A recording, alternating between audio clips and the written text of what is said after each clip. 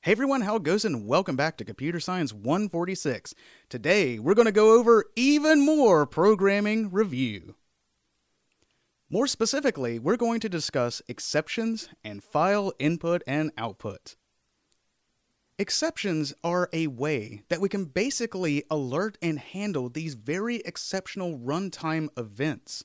Now, if you remember back, 3 of the most common errors in computing are syntax errors, runtime errors, and logic errors.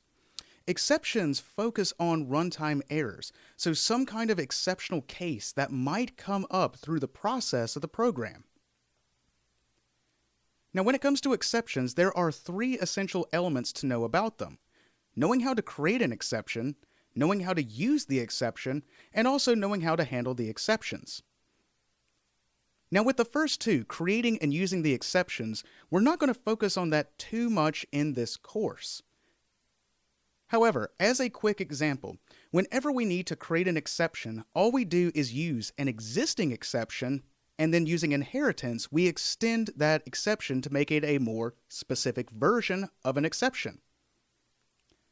Also, the only data that's usually in an exception is some sort of error message, some sort of string message. When we're writing our own exceptions, we only concern ourselves with writing the constructors and thus setting that error message.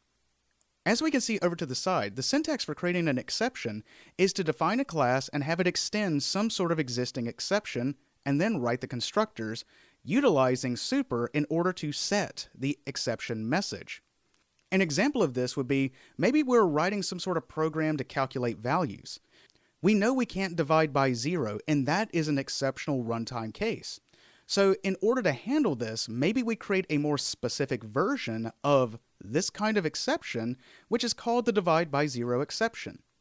From there, we just simply write its constructor and then utilize super to write the error message, divide by 0 exception attempted to divide by 0.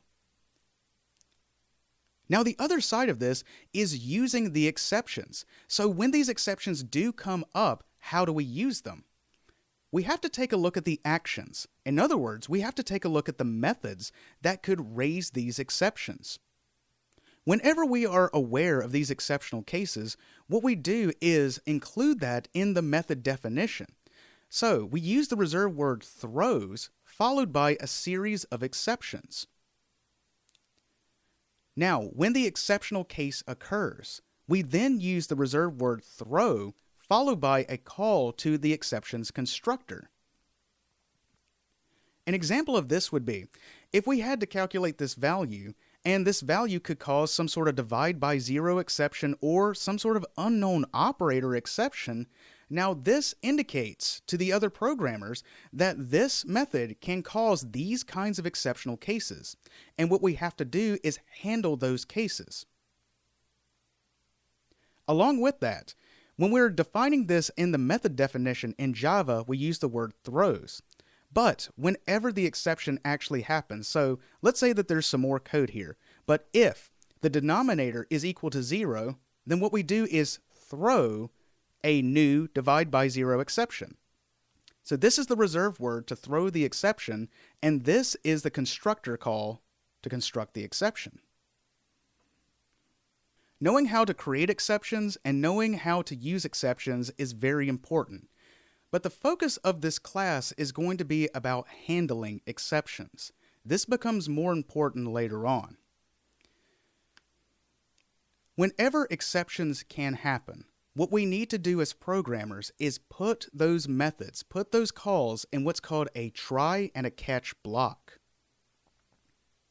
Whenever an exception occurs inside of that try block, inside the body of the try, then what happens is it is immediately caught by the most appropriate exception.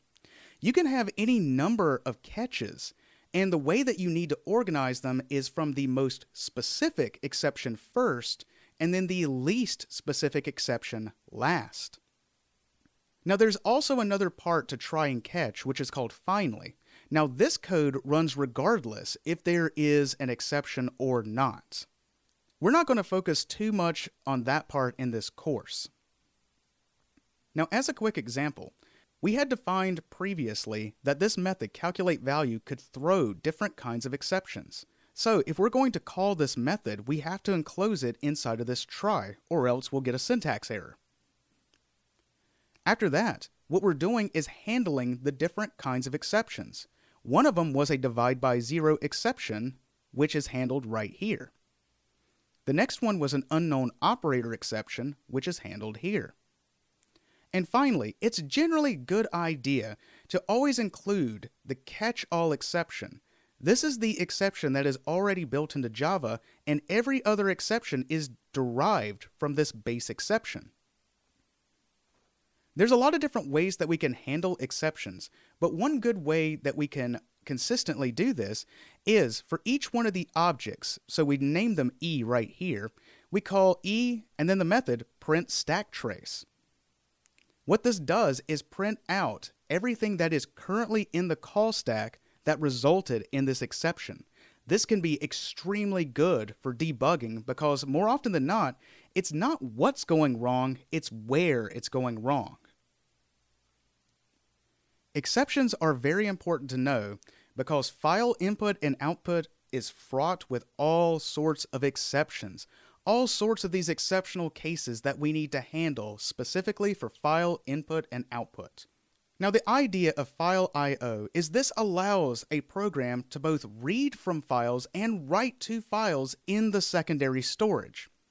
Now if we remember back, the secondary storage is roughly your hard drive. This is the long-term permanent storage that we use to store the programs and the files associated with programs. Before we get to the process of file input and output, there are a couple of details that we need to go over. First of all, we have to know what a file system is. This is the way that the secondary storage, your hard drive, is organized. We can assume for the most part that we use this thing called a directory, which has a tree-like structure. In this course, we're going to be going over trees a little bit later on. But the thing to keep in mind is there is this parent and child relationship from one level to the next level. We have these containers, which we call folders, which are the things that hold files. The starting point of a directory is referred to as the root. So if we have the example over here, we might have this root computer system, which might have two different hard drives, C and D. From there, we have some additional folders, like maybe this is a Java folder, then inside of here, this is the project folder, and then inside the project folder, we have two folders, source and binary, and then also within inside a project, we have some file, and inside of source and binary, we have some other files. We have to keep in mind that there are two different ways to represent addresses. This is the path, starting from the root, how we get to that file.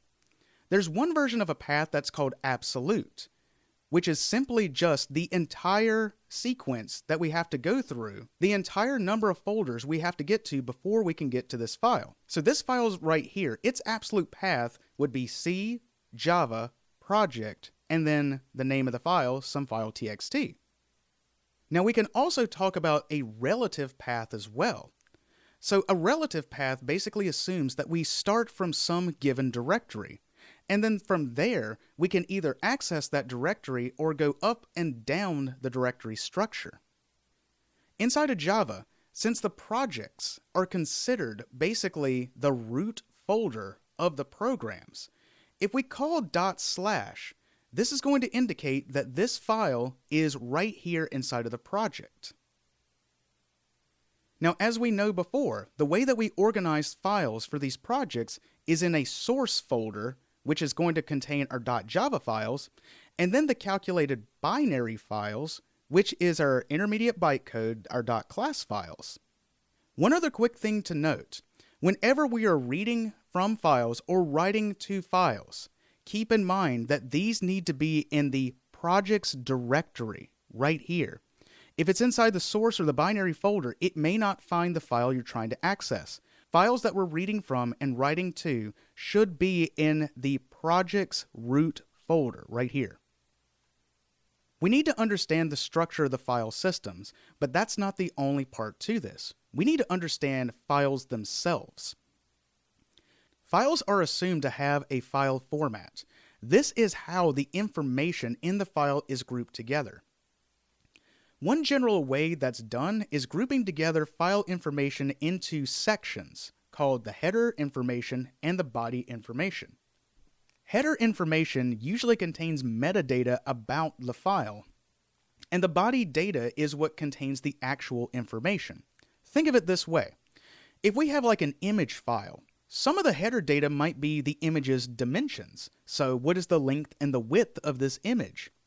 The body information would be the color data. So given this dimension, at this position, at this pixel, what should this color be? You would need to have both in order for this to be displayed correctly.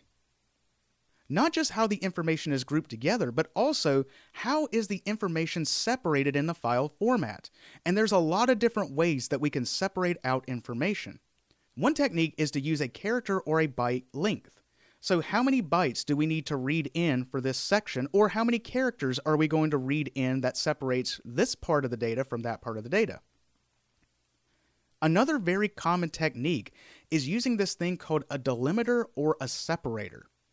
Now these are very special characters that basically separate out the information. They are unique to indicate that we have this information over here that is separated by this special character, and then we have the next information beside it.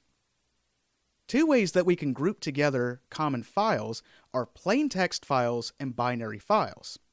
Plain text files are simply readable. It's readable by humans. And these are the types of files that we're going to be using throughout this course. Now, the alternate version are binary files where all of the information is stored inside of bytes, which is readable by the machine, but in general not readable by people. Now also, there are some very common file formats that we will be utilizing throughout this class. One of the first ones is just called a plain text file, and it's just readable words. You can think of this file as basically being like a book. So the information would be separated by some kind of space. We can consider this information being like a word. So if we're reading through a novel, that's how we're separating out the information. Words are separated by using some kind of space, whether it be a single space, tabs, inlines. Either way, each one of the information, each one of the words is separated simply by a space. There's another very common format that is called tab delimited. This separates informations by using the special character tab. Now, as we can see here, this slash right here indicates that this is an escape character. This is the representation of a tab. Now also, this information is further separated by a different delimiter, an end line. You can think about tab delimited files as basically being a spreadsheet. Think of each one of the rows being indicated by the inline and each one of the columns in a spreadsheet being separated by the tab. A similar but alternate version of a tab delimited file is also called a comma separated file. And basically this is the same thing, except instead of using a tab, it uses a comma. Using the file system, we know how to locate the file.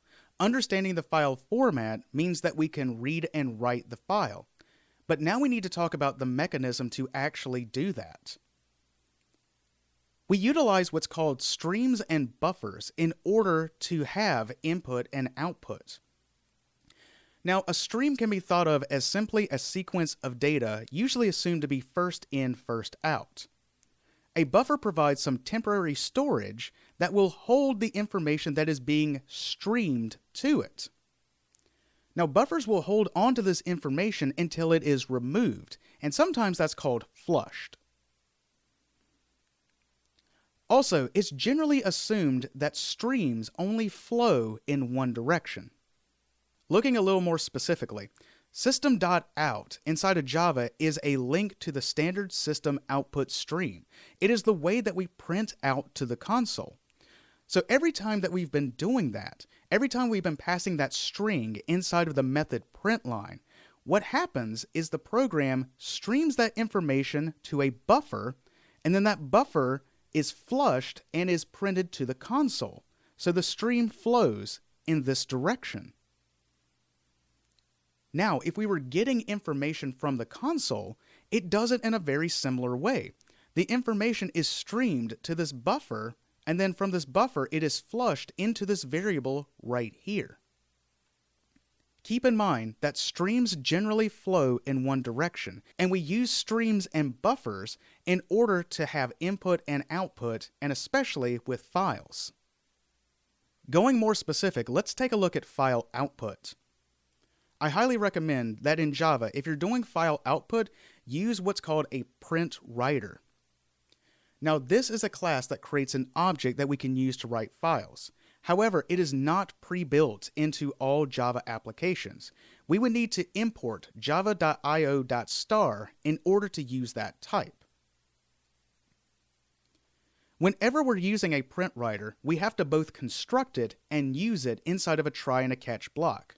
There are a lot of exceptional cases when it goes to file input and file output, so we have to be able to handle those exceptions. Once a print writer has been created, you basically use the object just like you would use system.out. In fact, it has two methods, one called print, which will print on the same line, and another one called printLine that will print to the next line. Now, as we are streaming this information to our secondary storage, to our hard drive, it is so very important to remember you must always close the file's stream. If we forget to do that, it's as though you forgot to hit save on some sort of document that you were working really hard on. This information that's in your main memory, which is volatile, may not get flushed out to the hard drive. This ensures that all the information that was contained inside that buffer makes it to the file. But also really important, if we forget to close this stream, it creates a potential resource leak. Your operating system may think that we're still accessing this file even though the program that was accessing it no longer is running. We have to indicate to our system that we are done utilizing this resource, or else we may have to restart our computer in order to gain access to that file again. So always remember, close the streams. Looking over at the syntax, in order to create an instance of a print writer, all you have to do is use the type print writer, and then construct a new print writer, construct a new file output stream, construct a new file, and then include the file's path along with the name. This version of it will create or overwrite a file that's in that directory. Now, if we wanted to add to the file, if we wanted to append information to an existing file, the only change with this is including this boolean here saying true. This will mean that our file output stream is going to append to this file. Printing to a new line is just like system.out, but we just use the print writer's ID followed by printLine, and similarly, if we're printing to the same line, we use the method print. Now finally, once we're done with all of the operations on the file, this will close the print writer, thus closing the stream. Now let's focus on file input. Now let's take a closer look at file input. I highly recommend for this class to use the type scanner to read these files. As it was mentioned before, a scanner can scan any sort of thing. In fact, more specifically, a scanner scans streams. This means you can use a scanner for the standard system input, system.in. It can scan what is entered into the console. You can also use a scanner for a file. You can also use a scanner for networks. You can also use a scanner for strings. Anything that can be streamed can be scanned using a scanner. Now we must remember to include this by import Java in util. Now if we're creating a scanner that's reading from a file, it has to be constructed and its operations must be used inside of a try and a catch block. There's a lot of exceptions that can happen from reading from a file. The great thing is we've used scanner a lot, and we're very familiar with a lot of the methods like next, next line, next int, next double. All of these methods can be used to read files. Another thing to keep in mind is the scanner reads from left to right, then top to bottom. Just like when you're writing stuff in the console, you can't go backwards and access previous information that was entered into the console. It only reads what was immediately entered, one at a time. Now, just like with the print writer, the scanner has to be closed. The file's input stream has to be closed. Now, the syntax to set up a file scanner starts out very similarly. The only major difference is instead of system.in as the parameter, we pass in a new instance of this file given the path and the file name. So now this file scanner is reading this file. Some very common methods that we should consider using is if we're reading the entire line. So starting from wherever the cursor starts in the file up until it encounters a next line, we can use the method nextLine to basically read this entire string and store it into the string variable. Now maybe we wanted to read up until the next space, and this can be any kind, so a single space, a tab, inline, whatever. If we were reading a file in this way, so word by word, we can use the method next in order to get that word. If we're specifically looking for an integer, a double, a boolean, then we can use nextInt, nextDouble, or nextBoolean to get that information. And finally, to ensure that we are done with using this and we have finished with this stream, we just basically call the method close in order to close the scanner's stream. Before we get into some examples, I have to mention that usually reading from files is fairly difficult for early programmers. There's a couple of tips I will recommend when it comes to reading from these files. First of all, use the type scanner. Scanner allows us to do things that might be more difficult if we were using some other means. Next, make sure that the file path is correct. I strongly recommend, especially for this class, to use relative paths. Put all the files that you're accessing with your program in the project's root directory. This is not the same thing as the source file directory, and it's not the same thing as the binary file. It should be grouped together in the project's root directory. When you're reading a file, know the file format. Understand how the information is grouped together and also how that information is further separated. Keep in mind, files are read left to right, then top to bottom, and you cannot go backwards. Finally, always close the scanner once you're done reading the file. Over to the side here, we have some pseudocode describing methodologies in how to read some of these files. Like for instance, if we're reading a plain text file, think of this as though the program was reading something like a book, where we know all the information is separated by some kind of space, single spaces, tabs, inlines. First thing you do, open the file. Next, you read it word by word using the method next.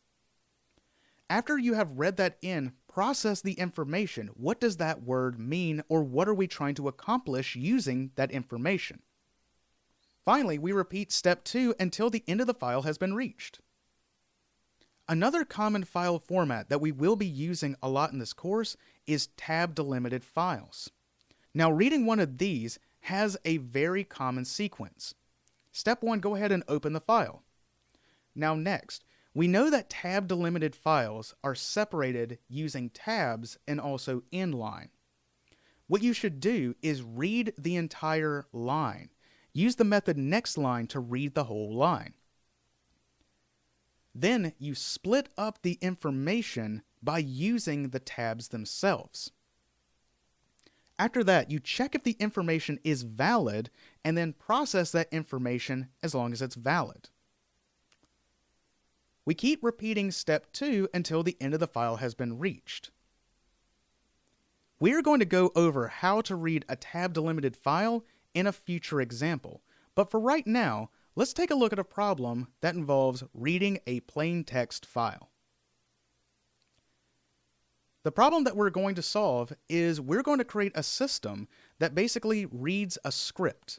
It reads a script and it finds the number of instances that a word appears. Let's go ahead and go over to the code and see this.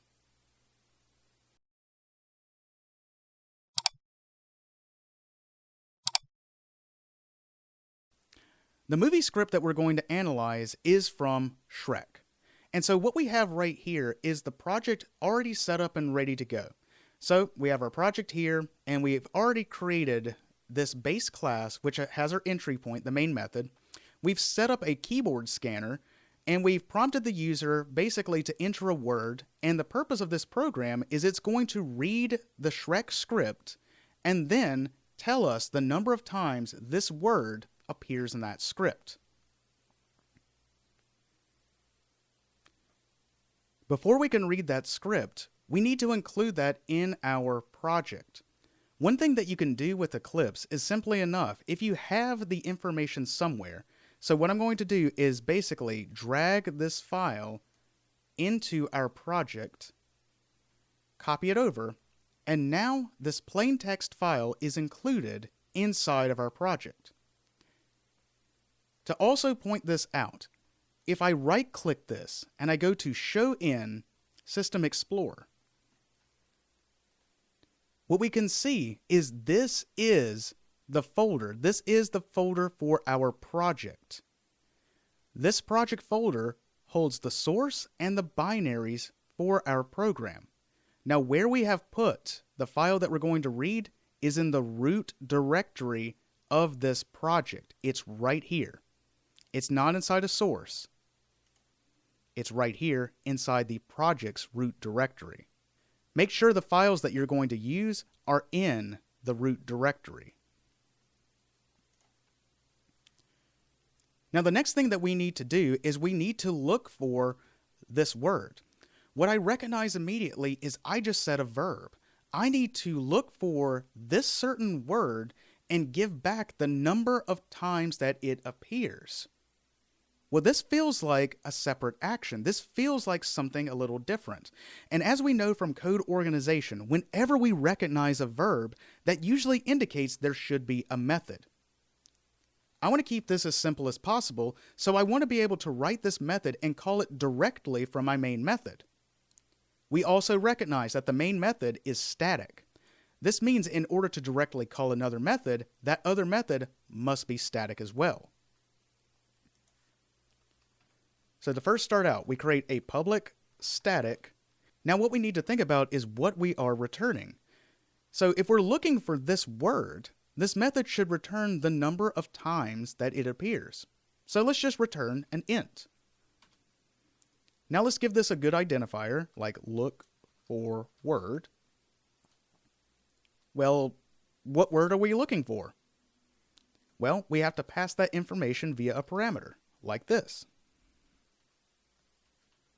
So we look for this word, and then it returns the number of times this word appeared. Now, as this method does not have a void return type, it must return that value, an integer. We're going to go ahead and set up a variable int ret, and I'm going to assign it to 0. I'm then going to make a little bit of space, and I'm going to return this return value.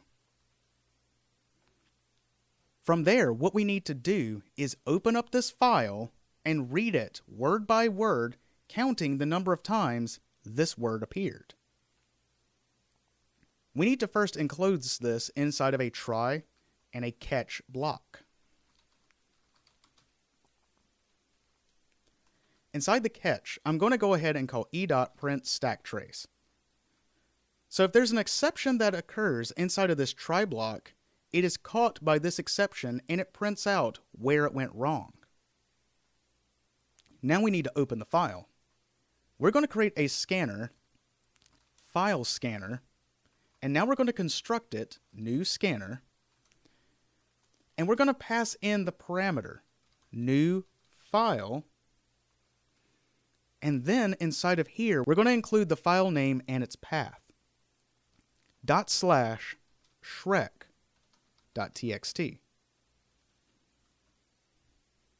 Now notice, we have a syntax error currently on file. And this is because when we're doing file operations, we must always remember to include not only import Java util scanner, but also import Java io.star. So now we have constructed this new scanner. we have now created this stream from this file that can be scanned by our scanner. What we need to do next is look at it word by word, while the file scanner dot has next. If this were not true, this means that we basically do not have anything left. We're at the end of the file.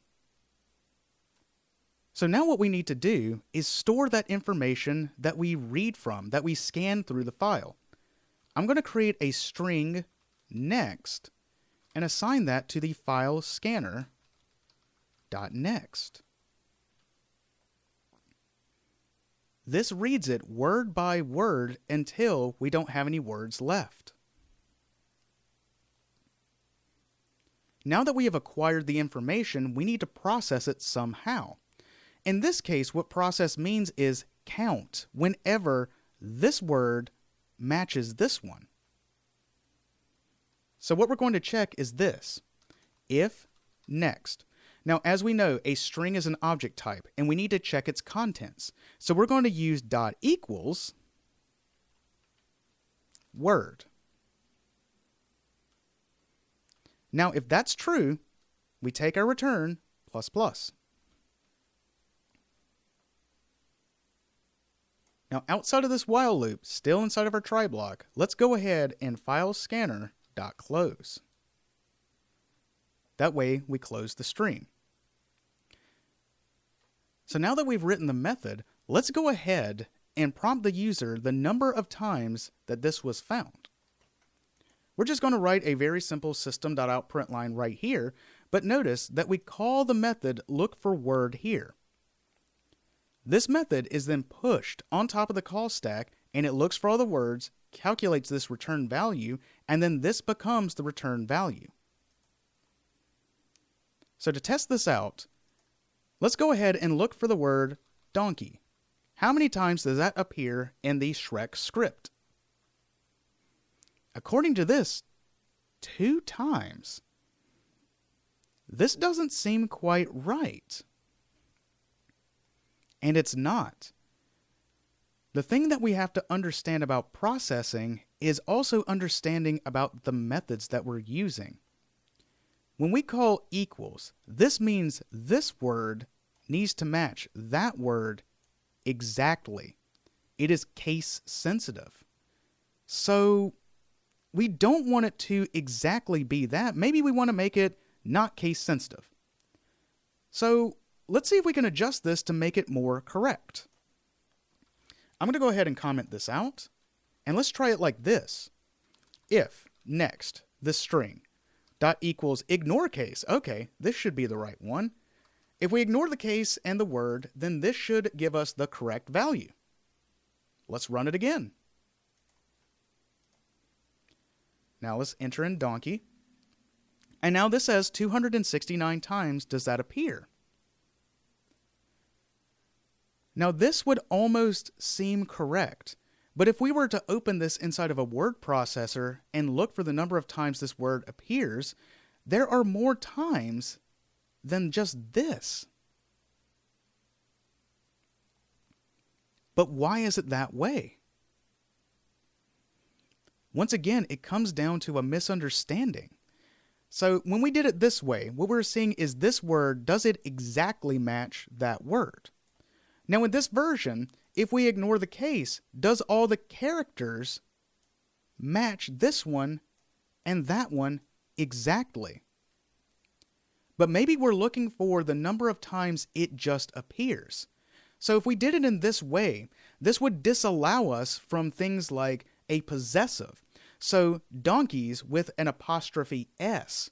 Even though donkey still appears in that word, because it has the extra characters like that, it's not registering that as a word. If we wanted to make this as precise as possible, we need to know about another method that is built into strings. I'm going to comment this out once again, and I'm going to rewrite this. If. Now what we need to do is take next. We do not care about capitalization. So to ensure this, we're going to do next.toUpperCase. That way, all of the characters are assumed to be uppercased. Instead of equals and equals ignore case, maybe we just want to see if that word dot contains this word also to uppercase. So since we uppercased both of these strings, the case is ignored. Now we're using this different method called contains, which simply means, does this word at least contain all the characters in order in this one? Let's run this and see what we get. Once again, let's enter donkey. And now the number of times is 326. And this would be the correct number of times that the word donkey appears in the script. Understanding file I/O means that we have to understand how files are organized. We have to understand its structure, the file structure. We also need to understand how the file is formatted. How is the information separated out? Another element that we just demonstrated is understanding the different methods that are built into strings. In a lot of cases, the difficulty of reading a file comes from using some of the string methods.